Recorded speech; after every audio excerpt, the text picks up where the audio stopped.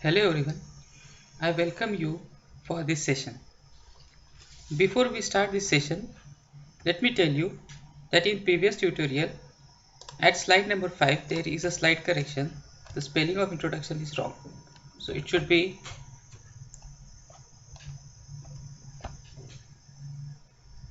okay. The spelling is correct. Again at slide number 8 it should be text maker. Okay. So these were two minor typographic mistake. So kindly excuse me for this and now let us move ahead.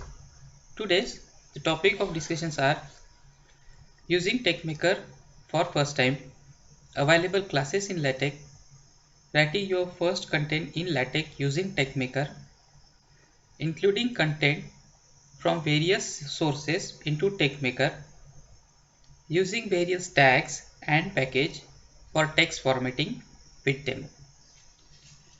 So our first content is using TeXmaker for first time. So let's go to the TeXmaker. I will go to desktop. In previous tutorial we have installed TeXmaker. So the icon will appear on desktop and you will double click on it. So the TeXmaker will get open. You will see the menu bar at the top where you have file, edit, tools, etc. You can click on options and you can click on configure TeXmaker. All the configuration file of TeXmaker is displayed over here. You can on the left hand side you can see the menu commands, quick build, editor, shortcuts, and the settings goes here. Now being a beginner we will not change any parameters of this. What you can do is you can click on editor and over here if you want to change the font size of your TeXmaker you can do so by increasing or decreasing the size. By default it should be 13 but I have changed it to 14. Again you can change the font family if you want. It is completely a user perspective whether you want to change the font size or a font family or not, and you will click on OK. Now on the left hand side at this portion your actual LaTeX document that you are going to write will reside. On the right hand side it is called it as an PDF viewer where the output, the probable output will be generated, and at this bottom side this is called it as a message log where if there is an error in your code or any warnings that will be displayed. So this is how TeXmaker works. Now let's get back to our slides. The next part is available classes in LaTeX. Before we start writing any content in LaTeX, we have to specify class that we are going to use. LaTeX aims to be general purpose document processor. Base LaTeX offers 4 classes for general documents. They are article, report, books and letter, plus some more specialist classes such as slide and beamer. For each class, LaTeX provides a class file. The user arranges to use it via a document class command at the top of the document. So a document class starting from document class article may be class a article document. Now let's get back to TeXmaker and include this article file, article class into your LaTeX document. So I will go to TeXmaker. Now before I start writing any document, I need to create a file first. To do so, I can press the shortcut key Ctrl N, or you can see this shortcut icon for new file, or you can click on new and then click on new file. Now over here you will mention this document class. You will write backslash document class and then you will name this document class inside the curly bracket. For example, article. Now before we move ahead, let us head back to our slides. We will see a general structure of writing a LaTeX program.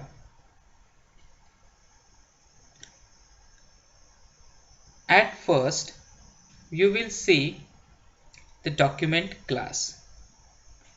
After that, we will include packages. A LaTeX distribution itself provides few package files. It provides new facilities. For example, the graphic package allows the user to load externally provided graphic into a document. And the hyperref package enables the user to construct hyperreference within a document. And the third part is the main body, in which the actual content is placed. So in main body, your actual text, your images, your tables and your bibliographies will be inserted. So now let's get back to a TextMaker and let us try to write the first program today. So I will go to TextMaker. The first thing I will write is document class. We will be using document class article for this session. Now the square bracket after document class is used for additional parameter. You may or may not write this parameter, but as we know there are many things associated with the text. So we will write the size of paper that we are going to use, the font size, along with it you can write the orientation like landscape orientation. You want to print it one side or two side, then you can write two side if you want to print it two-sided. And again, if you want to print the document in two columns, then you can write two column. But for now, we will go only with A4 paper and 12-point font size with document class as article. Now, as we have discussed earlier, the next part is importing package. To import package, you will write use package. Again, the first square bracket after use package is optional, and inside this curly bracket you will write the package name. But for now, we will not use any package in our document. And now the third part comes the actual content. The actual content is written between begin document and end document tab. Remember, the LaTeX will display only that content which are written inside begin document and end document tab. So we will try to write our first sentence in LaTeX.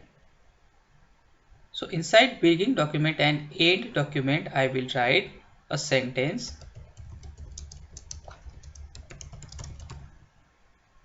Something. Now once the sentence is written, I will save this content. To save, again I can press Ctrl S, or I can go to file and click on save, or again there is a shortcut save icon. So I will click on Ctrl S to save it. What I will do is I will create a folder and desktop and name it as LaTeX practice. Inside this folder, I will name this file as main. You can name it according to your convenience, but the extension of the file should be tex.tex. The user don't need to provide any extension because the LaTeX compiler will automatically take it as tex. The next thing is that I will save the file. Now a user must remember this thing, that he should always save a file after making any changes to it. Otherwise the changes will not reflect in an output. Now let us quickly build this project. To do this, I will click on run icon, which will build this document.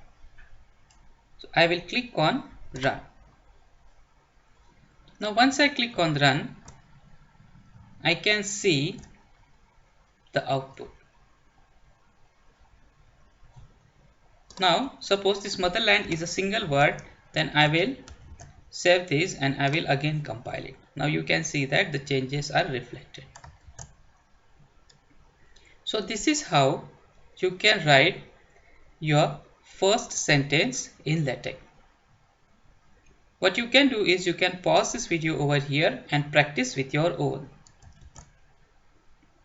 Now the next part is to include the document from various sources. Sources like web, PDF file or Word document.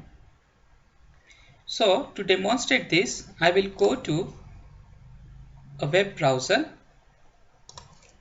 and I will try to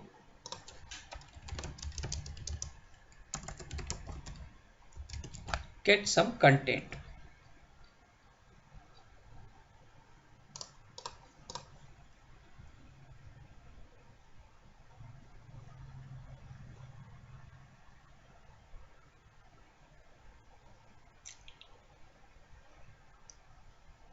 Okay, now I will copy this content and paste it in my LaTeX document. I will save this by pressing Ctrl S and I will again compile it. Now you can see that this copied text is reflected in the output in the PDF viewer. You can see that the content were having hyperlinks and the font, some fonts were bold and there were an hyperlink. But in LaTeX document you can see that it is not reflected over here. Why? Because we have not mentioned to do so. So as many of you have this experience that if you copy this in Word, what will happen is the hyperlinks and the font formats will be copied into your Word file. But LaTeX won't allow you to do that. LaTeX will take care of the formatting completely. You can see that the document is aligned. So by default in LaTeX, the documents are always aligned. If you want to change the alignment, you have to use certain tags that we will see later on. Now suppose I want to import some file from Word. So I am having this Word file. I will go over here. I will simply copy this content and I will paste it over here. And I will save it and again build it. So now you can see that you can easily copy the content from the Word file to LaTeX. Again, the formatting will be taken care by LaTeX only. Okay, and again if you are trying to copy a content from PDF file, you can do so. So suppose I will copy this content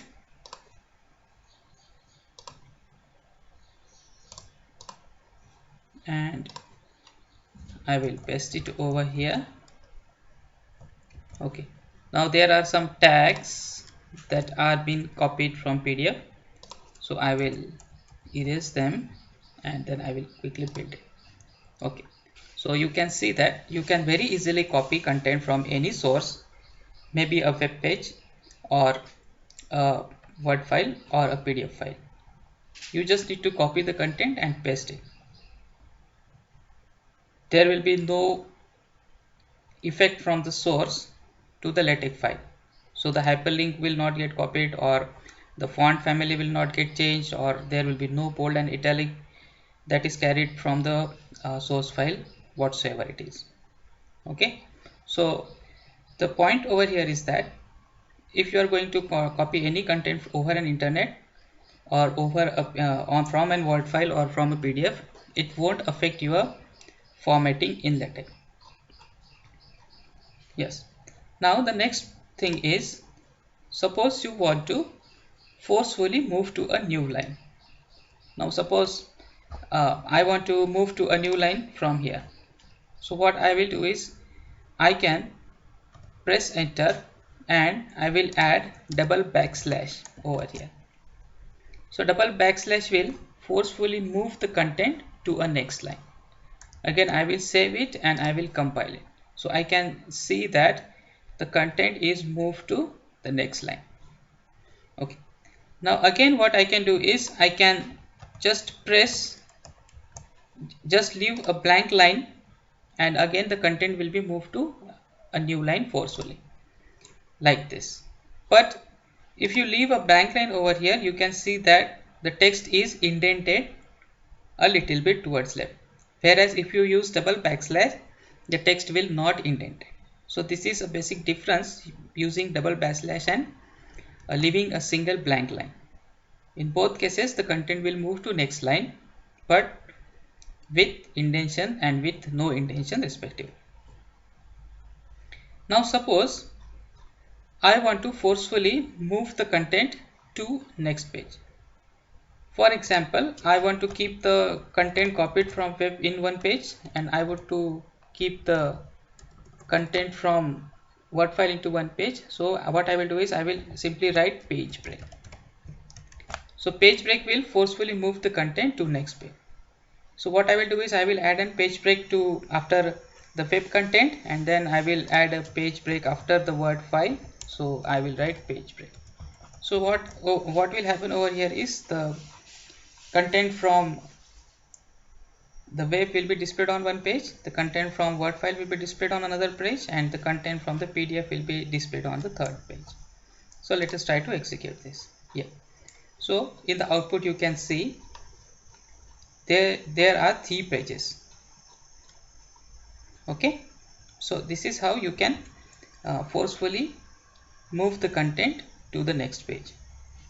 Again, there are few tags that can be used to add. Suppose if you want to add a vertical space between the text, you can do so by using the tag backslash v space for vertical space, and you can specify the parameter. So I want a vertical space of 5 centimeter and I will execute it. So you can see over here that the vertical space of 5 centimeter is applied. Now suppose you want to add a horizontal space of 3 centimeter. So that can be added using backslash h space for horizontal space and you can specify the parameter 3 centimeter. And again we will compile it and you can see that the horizontal space of 3 centimeter is applied over here. Okay. Yeah. In addition with this, you can use a few tags for editing this for formatting this text. Okay. So suppose I will write over here is this content is downloaded from web and I want to make it bold. I want to make this line bold. So what I will write is I will write text BF and this content will be converted to bold, but it will come in single line. So if you want to move it to new line, simply you will add double backslash and compile this. So you can see that this content is downloaded from web is in bold. Suppose you want to make the content italic, so you will add text it. This will convert the sentence written within a curly bracket to italic. So you can see that a computer machine that can be is converted to italic because the sentence is written between the opening and closing braces with text italic. Now you can do cascading of tags also. Suppose you want to make this text bold and italic, so you will write text inside text box, you will write text it. So it will be text italic, and again we will compile this thing and you can see that this content is converted to bold and italic. Again, if you want to make it underline, you will again cascade it using the tag underline. So again you can see that this content is underlined. So there are many tags that you can play with. uh, this is how you can simply add a content from any source to LaTeX. Don't worry about the formatting. LaTeX will take care of formatting, and again you can write the content with your own as well. Now in next tutorial we will see how we can include the package. I hope you have understood. It will help you to include your first content, or it will help you to write your first document in LaTeX. Of course you can see that this content is not making any sense for us right now, but what I will request you to, you should have your own document. Say it can be a thesis of your PE or masters, and parallelly we can try to design this thesis in LaTeX. I hope this tutorial will help you to design and write your first LaTeX program. These are few things that we have seen in this session. Thank you. Have a good day.